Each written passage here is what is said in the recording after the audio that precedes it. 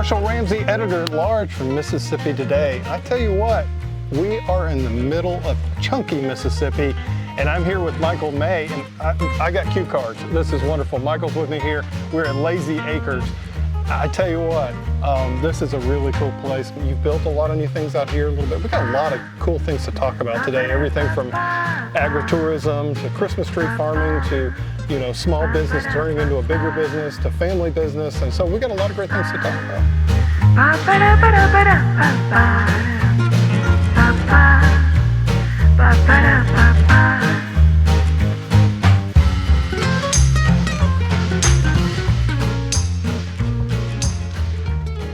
I'm not a Hoop the Horse fan, but I am a Hoops in the Coops fan. Yeah.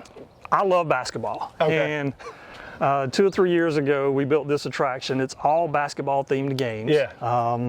And that's kind of where I like to hang out. Yeah. It's my spot here. So basically, if you get lost, that's where your wife knows Yes, where I will to be find hiding, you. playing with the customers at Hoops in the Coop. When you decide on when you were going to do a new attraction every year, well, what do you do? How do you do that? Is it just kind of like talking to the customers? Just do you get a feeling, or how does that work? So it's crazy because the last 24 years we've been doing this, we go and visit farms all over the country. Okay. We're part of a giant maize group, and we're blessed to be able to travel to different parts of the country and see different farms and gather ideas from them and bring them back here and build them at our farm. So pretty much everything you see out here is something that we've seen somewhere else. We just kind of bring it back here and put our own spin on it. I don't know of anybody else that has a Hoops in the Coop. Well, of course. But we did see the basketball game somewhere, and that's kind of how we kind of work through that process.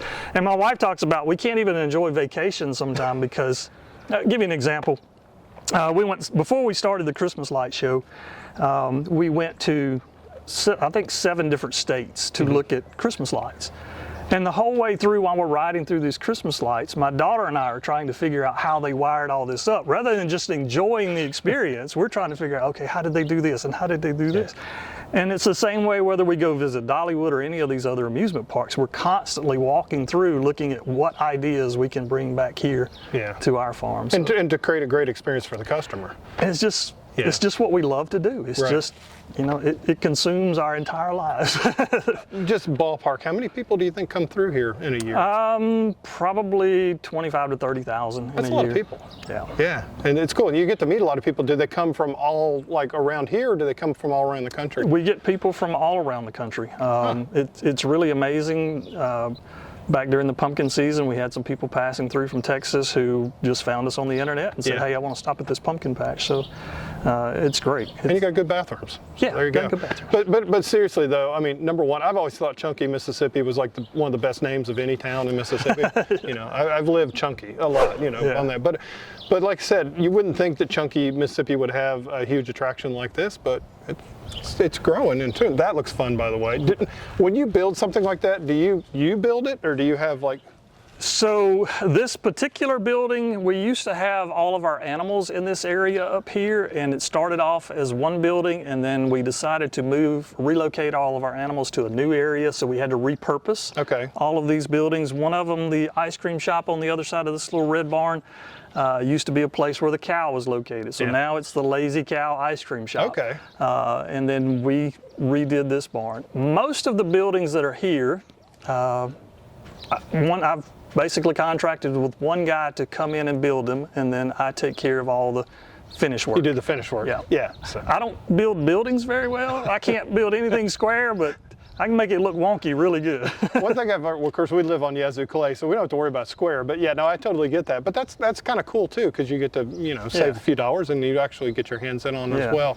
I was going to ask you on the Lazy Cow naming thing. Is Cow really mad that you're calling him lazy, or is it just? I think he's okay with it. Okay. Yeah. I was going to ask where the whole lazy motif came from. So my parents, again, were driving through Texas where my aunt lived, and they saw a farm named Lazy Acres. And my mom looked at my dad and said, if we ever have a farm, I want to name it Lazy Acres. So that's kind of. Oh, there you go. So that's the rest is history. Yeah. And I like to think that my dad would be proud of, of where we are. So, I think so.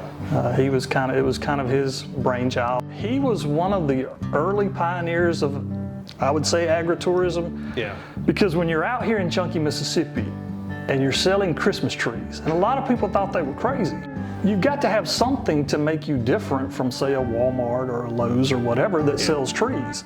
And so they flew to Alaska, bought 3 reindeer and brought them back here. And that was kind of their entry into agri-tourism. It gave people something to come out and see at the same time they're having their tree experience. So I kind of look back on him fondly because of that. You know, he kind of gave me that drive of what can I add to make people, to draw people out here to the farm, not only to enjoy the experience of cutting a tree, but have something else that you can create memories with your kids. That's right. It's an event. You know, and that's the beauty of it. I grew up here on this farm. My daughter has grown up here on this farm, and now I have a 5-year-old granddaughter myself. So even our generations are enjoying watching this thing grow.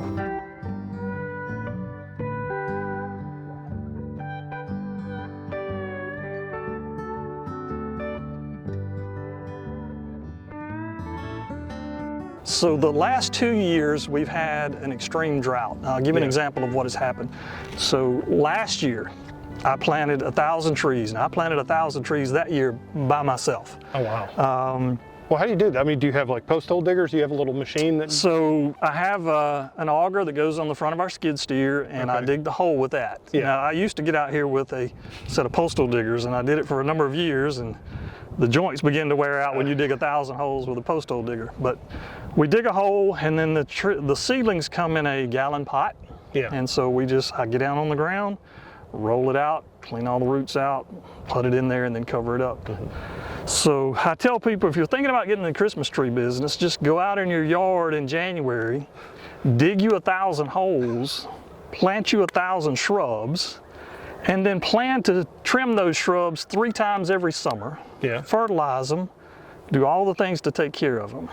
And that kind of gives you a beginning of what it's like to be a Christmas tree farmer. And then pray it rains. And pray it rains.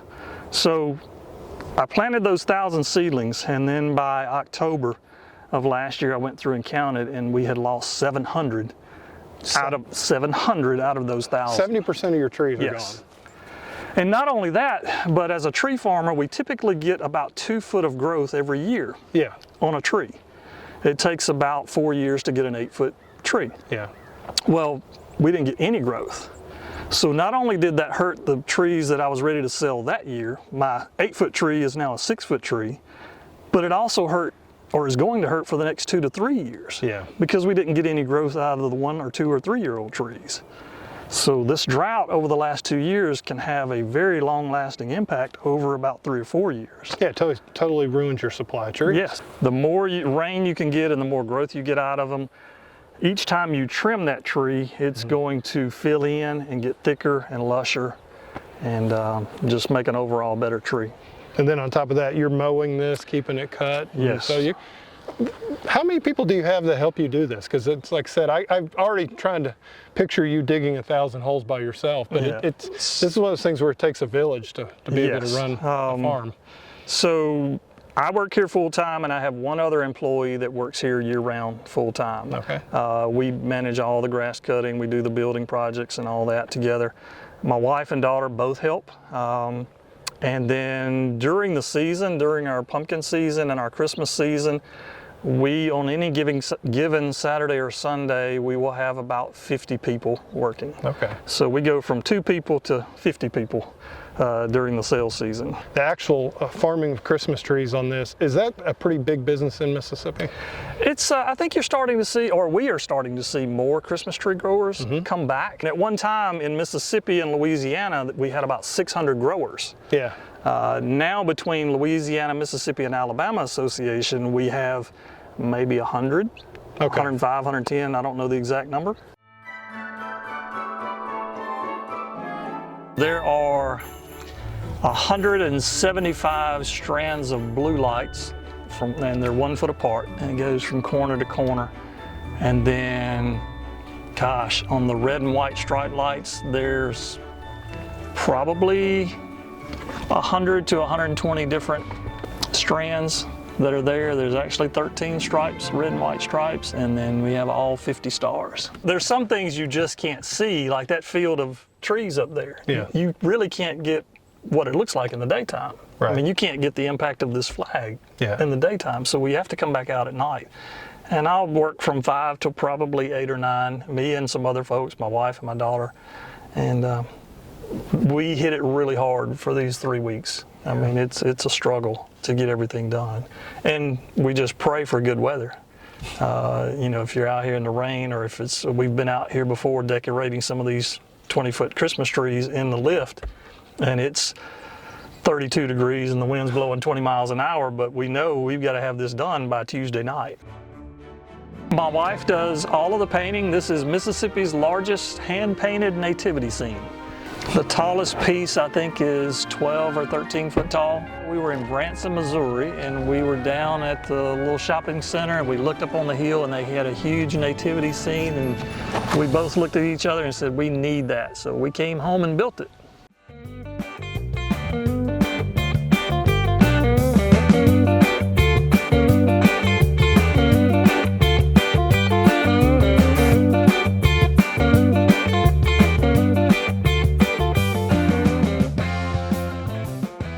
Michael, this was so much fun today, man. Thank you so much. Because I know how busy you are too right now, so thank you for taking the time with us today. I look forward to coming out and doing the Christmas lights. That's going to be a lot of fun. Good deal. Thank y'all for coming out. We appreciate it. Oh, man, anytime. It's great. Lazy Acres, folks.